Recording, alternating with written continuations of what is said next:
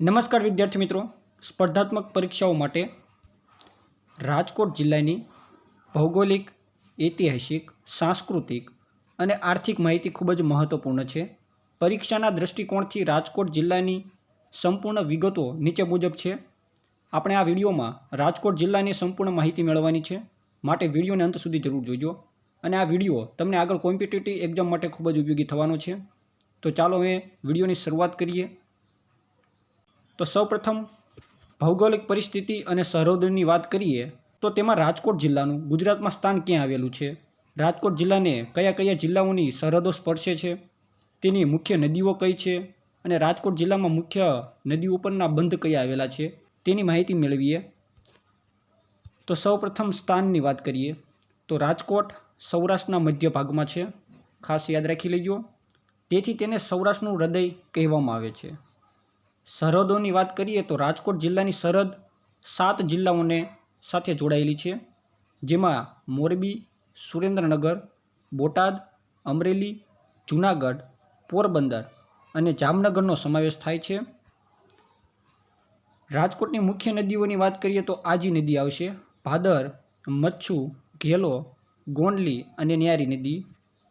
વિદ્યાર્થી મિત્રો, તમે મચ્છુ નદીનું નામ સાંભળશો એટલે તમને એમ લાગશે કે મચ્છુ તો મોરબીની નદી છે, પણ મચ્છુ નદીનું ઉદ્ભવ સ્થાન રાજકોટ જિલ્લામાંથી છે. આગળ ભાદર નદીની વાત કરીએ તો ભાદર નદી સૌરાષ્ટ્રની સૌથી લાંબી નદી છે, જે જસદણની ટેકરીઓમાંથી નીકળે છે. અને ભાદર બંધ જે ગોંડલ પાસે લીલાખામાં આવેલો છે, સાથે રાજકોટમાં આજી બંધ પણ છે, જે રાજકોટ શહેરની જીવાદોરી તરીકે પણ ઓળખવામાં આવે છે. આગળ વાત કરીએ ઐતિહાસિક પૃષ્ઠભૂમિની તો રાજકોટની સ્થાપના ઈસવીસન 1610માં વિભાજી જાડેજાએ કરી હતી. રાજકોટનું નામકરણ વિભાજીના મિત્ર રાજુ ગરાસિયાના નામ પરથી રાખવામાં આવ્યું છે તેવું કહેવામાં આવે છે. સૌરાષ્ટ્ર રાજ્યનું પાટનગર તો ભારત આઝાદ થયા પછી 1948થી 1956 સુધી જ્યારે સૌરાષ્ટ્ર રાજ્ય અલગ અસ્તિત્વ ધરાવતું હતું ત્યારે તેનું પાટનગર રાજકોટ હતું અને તેના પ્રથમ મુખ્યમંત્રી ઉત્સંગરાય ઢેબર હતા. ગાંધીજી સાથે સંબંધ તો ગાંધીજીએ પોતાનું પ્રાથમિક શિક્ષણ રાજકોટની આલ્ફ્રેડ હાઈસ્કૂલમાં લીધું હતું, જે હવે મહાત્મા ગાંધી મ્યુઝિયમ તરીકે પણ ઓળખાય છે. તેમના પિતા કરમચંદ ગાંધી રાજકોટ રાજ્યના દીવાન હતા. તેમનું નિવાસસ્થાન કબા ગાંધીનો ડેલો તરીકે ઓળખાય છે. સાંસ્કૃતિક અને જોવાલાયક સ્થળોની વાત કરીએ તો રાજકોટમાં વોટસન મ્યુઝિયમ, રાષ્ટ્રીય શાળા, ગોંડલ જે ઐતિહાસિક શહેર છે, ત્યારબાદ વીરપુર, પરબ વાવડી, હિંગોળગઢ પ્રકૃતિ શિક્ષણ અભયારણ્ય, ઘેલા સોમનાથ અને આનંદધામ એટલે કે ત્રિમંદિર જેવા સ્થળો આવેલા છે. સૌપ્રથમ વાત કરીએ વોટસન મ્યુઝિયમની તો રાજકોટના જ્યુબિલી બાગમાં આવેલું છે, જે સૌરાષ્ટ્રના ઇતિહાસ અને સંસ્કૃતિને સાચવતું અગત્યનું સંગ્રહાલય છે. ત્યારબાદ રાષ્ટ્રીય શાળા ગાંધીજી દ્વારા 1921માં અસહકારની ચળવળ દરમિયાન રાષ્ટ્રીય શિક્ષણ આપવા માટે સ્થાપવામાં આવી હતી. ગોંડલ ઐતિહાસિક શહેર રાજવી ભગતસિંહજીએ બંધાવેલો નવલખા પેલેસ અહીંયા આવેલો છે. ભગવતસિંહજીએ ગુજરાતી ભાષાનો સૌથી મોટો શબ્દકોશ ભગવત ગોમંડલ તૈયાર કરાવ્યો હતો. તેમણે ગોંડલમાં કન્યા કેળવણી ફરજિયાત કરી હતી. ત્યારબાદનું સ્થાન છે વીરપુર, જે પ્રસિદ્ધ સંત જલારામ બાપાનું સ્થાનક છે, જ્યાં એક પણ રૂપિયાનું દાન લેવામાં આવતું નથી. ત્યાર પછી પરબ વાવડી, જે સંત દેવીદાસ અને અમરમાનું પ્રસિદ્ધ ભક્તિ સ્થળ છે. ત્યારબાદ હિંગોળગઢ અને પ્રકૃતિ શિક્ષણ અભયારણ્ય, જે જસદણ તાલુકામાં આવેલું ઘાસધારી અને પક્ષીઓ માટેનું પ્રકૃતિ શિક્ષણ કેન્દ્ર છે. પછી ઘેલા સોમનાથ, જે જસદણ પાસે આવેલું ઐતિહાસિક શિવ મંદિર છે. અને આનંદધામ માધાપર પાસે આવેલું વિશાળ અક્રમ વિજ્ઞાનનું મંદિર છે.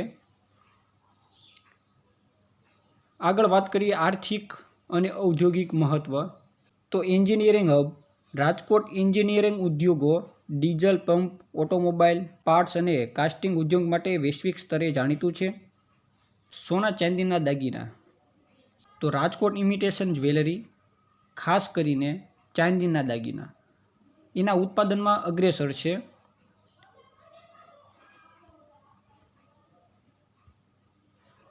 ત્યાર પછી જેતપુર સાડી ઉદ્યોગ, જે ભાદર નદીના કિનારે આવેલું છે.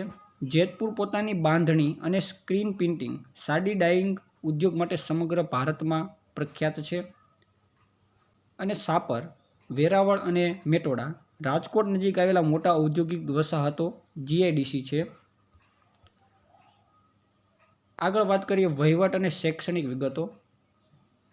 તો રાજકોટમાં કુલ 11 તાલુકાઓ આવેલા છે, જેમાં રાજકોટ, પડધરી, લોધિકા, ગોંડલ, જેતપુર, ધોરાજી, ઉપલેટા, જામકંડોરણા, ત્યારબાદ આવશે જસદણ, વિસિયા અને કોટડા સાંગાણી. આ 11 તાલુકાઓ રાજકોટ જિલ્લાના છે. પ્રસિદ્ધ શૈક્ષણિક સંસ્થાઓની વાત કરીએ તો સૌરાષ્ટ્ર યુનિવર્સિટી રાજકોટમાં આવેલી છે, જેની સ્થાપના 1967માં કરવામાં આવી હતી. ત્યારબાદ રાજકુમાર કોલેજ, જે રાજા મહારાજાઓના સંતાનોના શિક્ષણ માટે 1870માં સ્થપાયેલી ઐતિહાસિક સંસ્થા છે. ત્યારબાદ એમ્સ, જે ગુજરાતની પ્રથમ all India institute of medical sciences રાજકોટના ખંડેરી પાસે કાર્યરત છે.